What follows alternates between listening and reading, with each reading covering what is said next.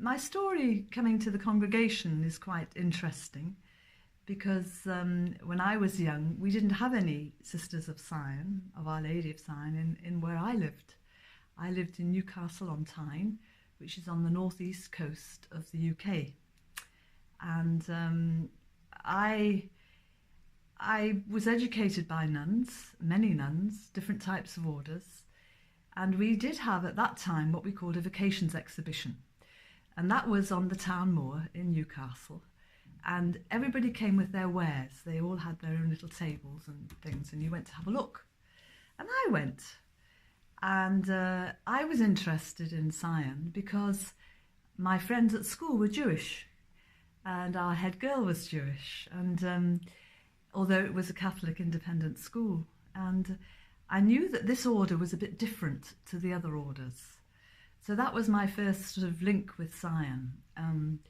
And then we used to go down the holidays down to Acton Burnell and walk the hills. About 4 of us at that time. We were 15, 16, 17-year-olds.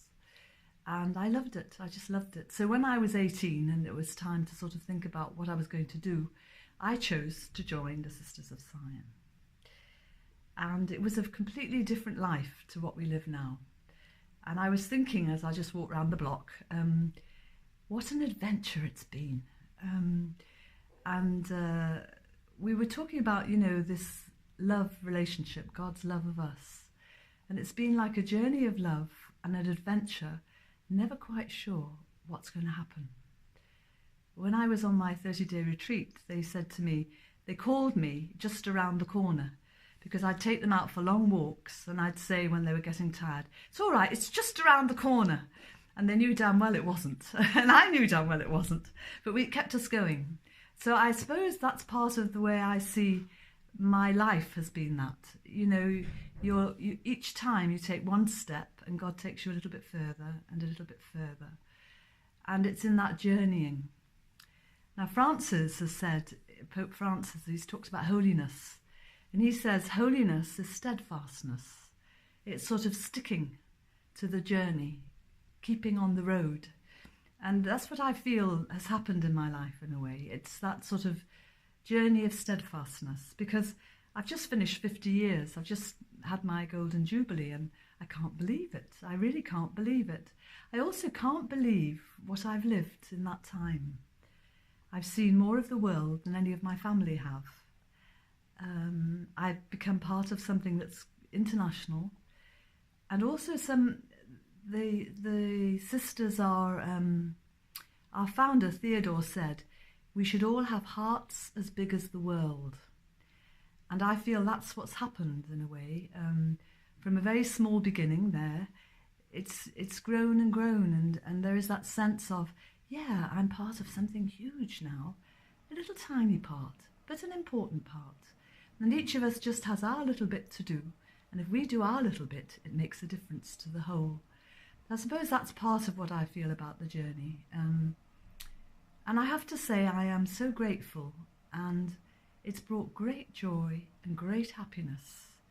And it's also brought a sense of living at a very deep level, because it's always geared into this sense of, where is God? What is God asking of me at this time? And it doesn't encourage you to drift. It encourages you to try and keep a focus, because that's the most important thing in our lives. And our lives are very short, so you don't want to lose your focus too much. So that's part of my story. I think now, I've had many, many adventures in my life. Now my adventure is in Manchester in the UK. And Manchester is a very remarkable city at this moment because it's up and coming. It's becoming a big hub for the Northwest. And there's a lot of really good things going on. And very strangely, it's the pain of what Manchester's gone through, which is changing the sense of who we are as Mancunians. And part of that was, not last week, but the week before, we had the commemoration of the bombing, which was last year, when 23 people died.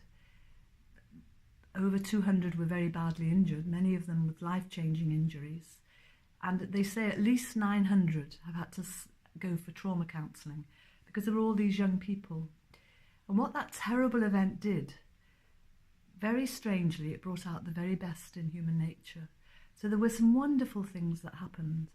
The ambulance staff, the National Health Service, the taxi men who gave free rides, and you saw human nature at our best, which we don't often see, really. And I think that has cemented something of Manchester. And because I'm involved in interfaith, I'm involved in Jewish-Christian relations particularly, I was really very proud because the interfaith groups came together and together said, look, we stand together. We're not allowing hatred to destroy us. We will continue to stand together and we will continue to love the way we believe life should be. And this year they had these little trees of hope, they called them, where people put on little prayers or thoughts that they wanted to give to the families of the victims. So it's an amazing city to be part of as a sister of SIon, as a Mancunian, in this milieu, in our parish. And I was very fortunate because when we had the Golden Jubilee, we brought together all the different aspects of my life in the church, in our community, our local parish. So we had parishioners, we had family, we had sisters of SIon, many of them, younger ones as well as older ones. We had family, my family. We had my friends from the school days when I was so young. And it all sort of came together with my Jewish friends as well. So it was a very special event, and it was like a wholeness. It feels like God sort of takes your life, journeys with you, leads you into greater freedom, and gradually leads you to a wholeness where you can let go and allow God to be God.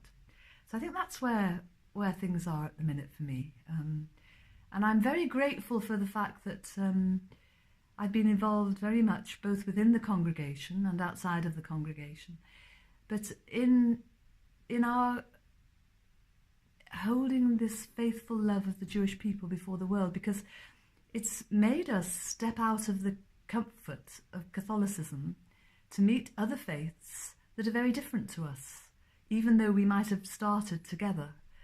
And that in itself is such a richness, because it changes all your perspectives. I know my whole concept of God has shifted simply by being part of the dialogue.